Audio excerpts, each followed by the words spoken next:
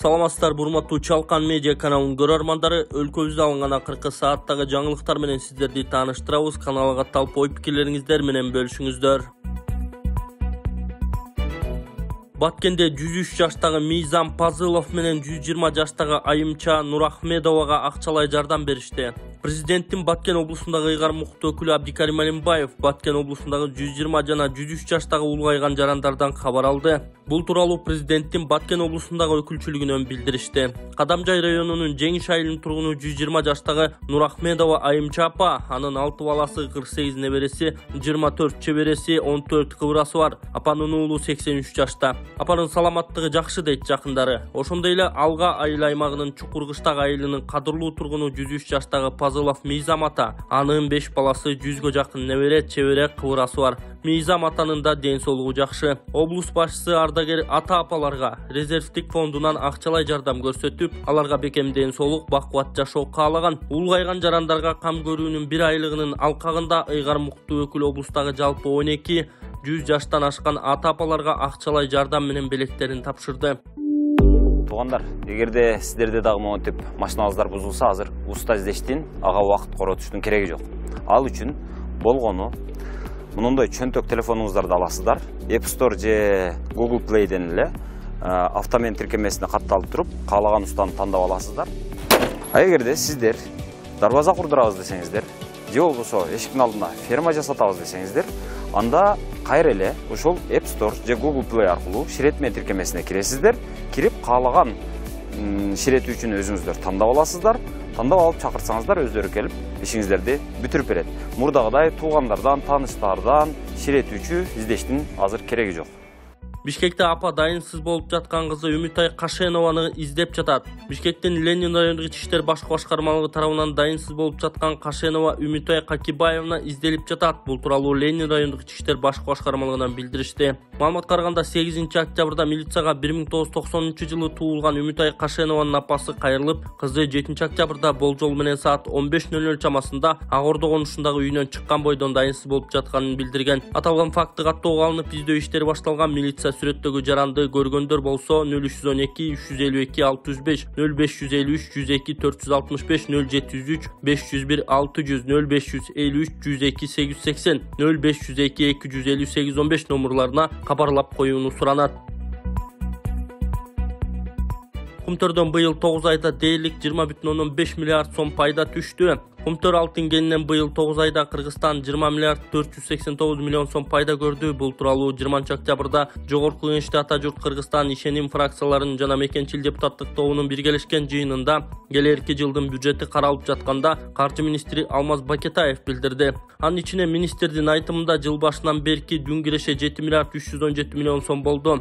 132 миллион сом дүн кирешеден 4%, Кумтөр ишканасынын материалдык сырьё базасын өнүктүрүүгө, 537 миллион сом дүн кирешеден 1% Ысык Көл облусунун өнүктүрүү фондуна жана 322 миллион сому 1% Нарын облусунун өнүктүрүү фондуна түштү. 2022 жылы Кумтөрдөн 34 миллиард 751 миллион сом түшкөнү, анын бир нече жылдан берки төлөнбөй келген дүн кирешеден 4% деген төлөмү 16 миллиард 849 миллион сом экени айтылды. Канадалык Centara Gold компаниясы менен бирге башкарып келген кенди Кыргызстан өз карамагына 2021 жылды май айында алып, 2022 жылдын апрелинде Кумтөр Gold компаниянын 100% акциясы Кыргызстанга өткөн. Кыргызстан менен Centara Gold добарыздардан баш тартуу жана ортодогу талаш маселелерди чечүү боюнча келишимге жетишкен.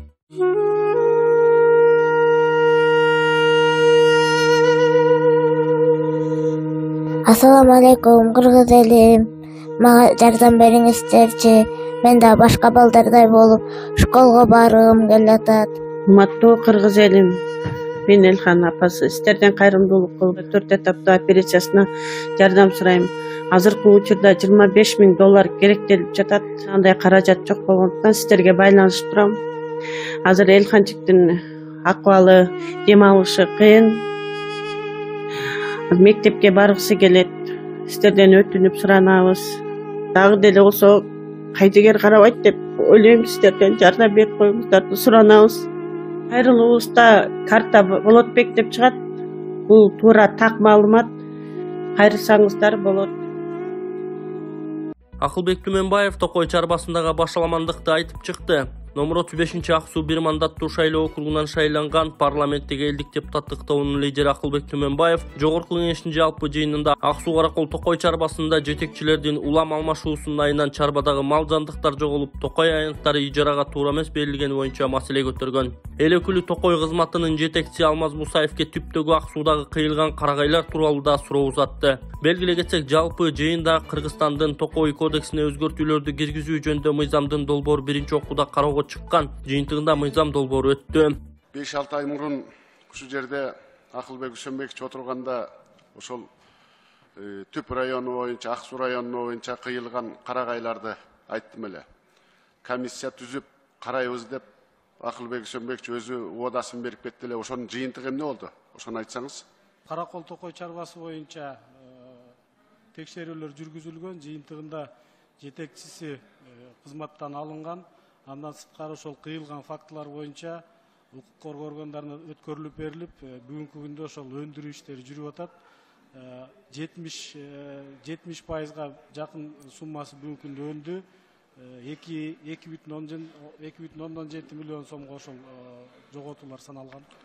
Түп боюнча дагы ошол убакта дагы ошол комиссия чыгарылып, жүргүзүлүп, бүгүнкү күндө ошол жетекчиси дагы ошол кызматтан алынган. Мына Ак Суу Каракол лескозу боюнча билесиздер канча жетекчиси алмашты сиз келгенден бери.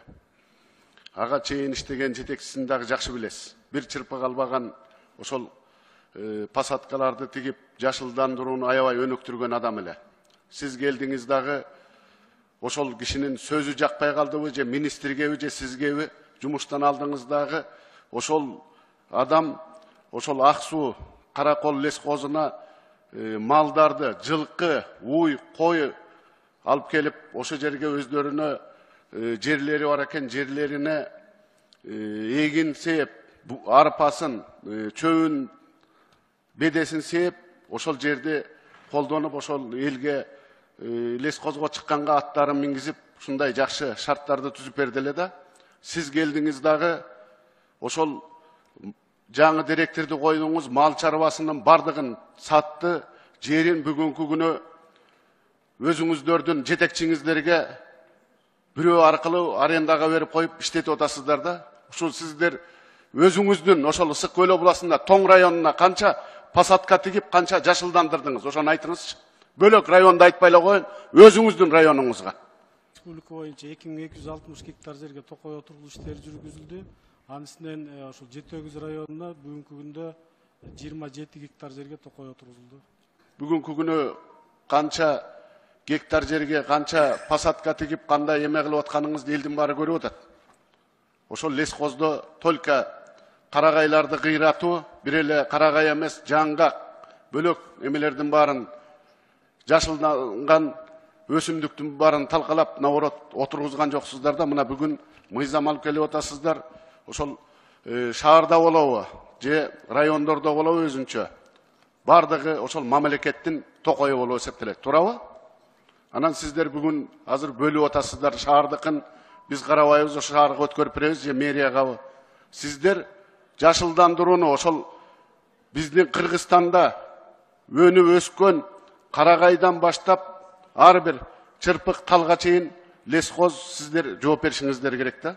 Ошол жашылдандыруу боюнча өзүңүздөр бүгүнкү күнү контролдой албай кыйган карагайларды, талкаланган өсүмдүктөргө карай албай отурасыңар, анан дагы өзгөртүүлөрдү кийирип. Шаардын четинде де окулот. Бул жерде шаардын чегиндеги населенный пункттун ичиндеги токойлор деп мурун токой фондуна киргизилчү да. Бүгүнкү күндө ал жерде жана муниципалдык ишканалар иштейт, жана парктар. Биз ошону чыгарып салып атабыз. Населенный пункттун ичинде биз мандатыбыз жок. Ошондуктан жанагы ушундай түшүнүктөрдү киргизип атабыз да. Шаардын чегинде деп жазылганда четинде эмес.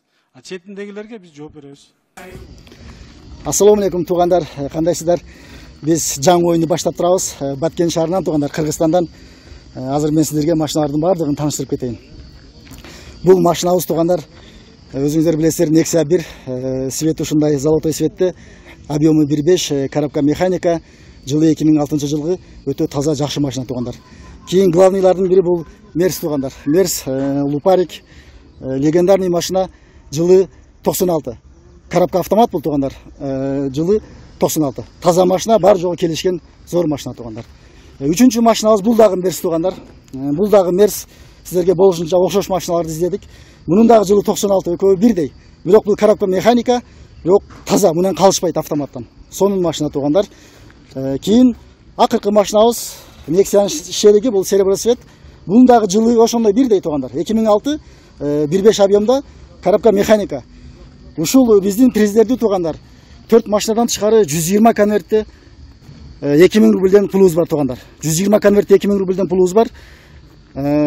Билет алыш үчүн жөнөкөй эле. Ушул экрандагы номерге акча жөнөтөсүздөр, ортодогу номер WhatsApp, Сбербанк уланган Москвадагылар. Ушул номерге жөнөтөсүздөр, чекти биз сразу билет жазып беребиз.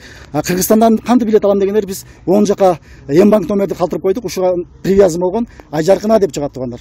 Чекти сразу сиздер дагы ортодогу WhatsAppка жөнөтөсүздөр, билет тез эле барат. Анан сол жака биз элкарт калтырып коебуз, акчаны которуп сиздер дагы ортодогу +7925 906 2704 кылсаңыздар туугандар, Сбербанк ушул WhatsApp полный чыгат, чекти жөнөтүп коесуздар. Болду, оюн билет тез эле барат туугандар. Оюн анан биз кафеде кылабыз туугандар.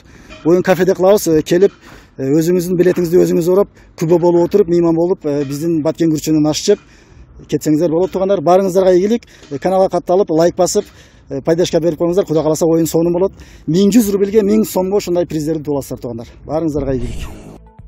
Бишкек мэриясы автобус жууганга жумушчуларды чакырат. Шарттары: Бишкек жүргүнчүлөр автотранспорт ишканасы автобус жууганга адамдарды жумушка чакырат. Жумушка 30дан 50 жашка чейинки эркек жана аялдар алынат. Иштөө графиги 1 күн иштеп 2 күн эс алмай деп айтылат маалыматта. Автобус жуугандардын айлыгы 21 000 сомду түзөт. Бардык суроолор боюнча 0702 315 811 номерине кайрылууга болот. Кала мэриясы буга чейин 21ден 60 жашка чейинки айдоочуларды жумушка алып жатканын билдирген. Нургазан Аркулов 1 200 000 доллар жана башкы прокурор жөнүндө айтты. Башкы прокурор Курманкул Зулушевдин уулу менен иниси 1 200 000 доллар пара алууда. Өлкө башчысы Ташиев менен Зулушевди жараштырууга аракет жасап аткан майнап чыккан жок деген таризде ушундай ушактар интернет айдыңында, соц тармактарда, айрыкча телеграм каналдарда активдүү таркатылып жатат. Бул маалыматты таркатып жаткан адамдардын бир гана максаты бар. Акыркы кезде бийлик криминал жана коррупцияга каршы чечкиндүү күрөш жүргүзө баштады. Мыйзамдагы ууру менен байланышы бар өтө таасирдүү адамдар кылтакка илинип, көмүскө схемалар аркылуу мамлекетти тоноп, долларлык миллиардер болгон уруулар мамлекетти таштап, качып кетүүгө аргасыз болушту. Албетте алар жөн жатпайт, эптеп кандай жол менен болсо да бийликти уратышы керек болуп турат. Анын эң жакын жолу Садыр Жапаров менен Камчыбек Ташиевдин ынтымагын бузуу экендигин эң жакшы түшүнүп турушат. Курманкул Зулушевди да ошентип интригага аралаштырып, ал аркылуу эки лидердин ынтымагын ыдыратууга аракет жасашууда. Кечээден берки башкы прокурордун уулу жана иниси тууралуу таркатылып жаткан маалыматтар буга далил, бирок ачыгын айтканда ал маалыматтын баары куруу жала. Бул жерде мыйзамдын бир дагы тамгасы бузулган эмес. Талисман ресторанындагы сүрөттөр менен видеолорду жакшылап бир көрүп чыксаңыздар, мыйзамсыз нерсе таба албайсыз. Зулушевди билген адамдардан сурасаңыздар айтып беришет. Ал эч качан мамлекеттин ишине бир туугандарынын уулун аралаштырбайт. Бул маалыматтын негизинде Ажо Ташиев менен Зулушевди чакырып жараштырууга аракет жасады, бирок бир пикирге келе алышкан жок деген маалымат да толук фейк. Мындай жолугушуу орун алган эмес, ага себеп да жок. Ушакты дагы талкууга алышабы. Андан маанилүү иштер көп да, буга окшогон ушактарга көңүл бура турган болушса, жумуштун баары калып кетет. Туура кылышат, ушактарга көңүл буруунун таптакыр кереги жок. Бузукулардын сөзүнө биз дагы ишенбей ынтымакта болуп, мамлекеттин өнүгүшүнө өз салымыбызды кошолу деп жазган Нургазы Анаркулов.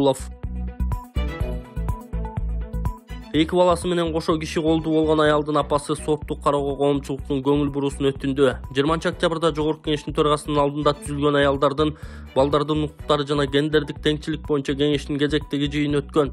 Анда Бишкекте 3 кишинин өлтүрүлүшү боюнча иши сотто каралып жаткан окуя тууралуу маалыматты угушкан. Эки баласы менен чогуу киши колду болгон Алтынай Канзаманованын жакындары жыйында сөз сүйлөп, кылмышка шектүү карата катаал жазаны колдонушун, соттук кароого коомчулуктун көңүл буруусун өтүнүштү. 18 октябрда эки баласы менен чогуу киши колду болгон аялдын 82 жаштагы апасы Үрү Дүйшөбаева депутат айымдардын форумуна адилеттик издеп кайрылып, жыйында арыз муңун айткан болчу. Эртеси 19 октябрда Жогорку Кеңештин жыйынында депутат эненин айтканын угуп отурсак жүрөк тилинет, 3 баламдан ажыраганым аз келген сип тергөөдө шектүү баштапкы көрсөтмөсүнөн баш тартып жатыптыр деген. Militsiya Бишкекте маршруткада телефону уурдаган 3 чөнтөкчүнү кармады. Бишкекте чөнтөк уурлук фактысына шектүүлөр кармалды. Бул тууралуу Бишкек шаардык ички иштер башкы башкармалыгынан билдиришти. Маалымат караганда 16-октябрда 1-Май райондук ички иштер башкы башкармалыгына жаран кайрылып, ошол эле күнү саат 8:30 чамасында Манас проспектисиндеги ичи автобуста 2007-жылы туулган тууганышымынын чөнтөгүнөн 12.000 сомдук Redmi 9S үлгүсүндөгү уюлдук телефонду уурдап кетишкенин билдирген. Телефонду уурдагандар качып кетишкен. Аталган факттын негизинде 205-берене уурдоо боюнча кылмыш козголгон. Кылмышка шектүү катары 2001 жана 2002 жылы туулган 2 жаран аныкталып кармалган. Алар убактылуу кармоочу жайга киргизилген. Милиция кызматкерлери тарабынан тинтүү жүргүзүү учурунда кылмышка шектүүлөрдүн биринен телефон далил катары табылып, жабырлануучуга кайтарылган.